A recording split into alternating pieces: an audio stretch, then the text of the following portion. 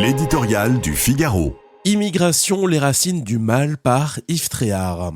Quand on veut, on peut. En prenant le sujet de l'immigration à bras-le-corps, Bruno Retailleau ne s'est pas seulement fait un nom, il a aussi obtenu des résultats inégalés depuis plus d'une dizaine d'années.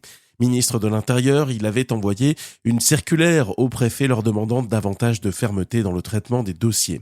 Les effets de cette politique sont mesurables aujourd'hui.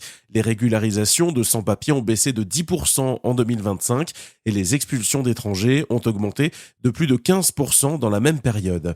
Mais si la lutte contre l'immigration clandestine, estimée à près de 800 000 individus sur notre sol, a fait quelques progrès, le nombre de titulaires d'un titre de séjour n'a quant à lui jamais été aussi élevé, 4,5 millions de personnes.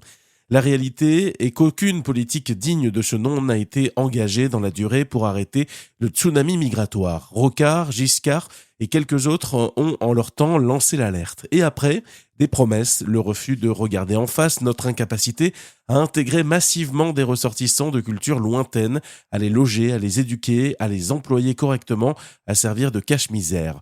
Est-ce la crainte d'avoir mauvaise conscience, de faillir aux droits de l'homme, de manquer un devoir de générosité des années après les décolonisations ?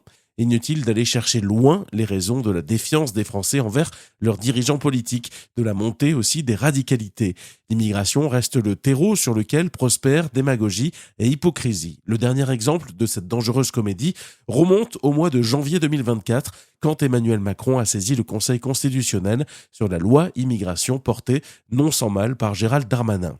Le verdict était couru d'avance, censure de la moitié du texte, comme s'il y avait quelque honte à durcir le regroupement familial, à réduire l'accès aux prestations sociales, à rétablir le délit de séjour irrégulier, à revenir sur l'automaticité du droit du sol. Cessons de faire croire aux Français que l'Europe nous empêche d'agir sur ce front.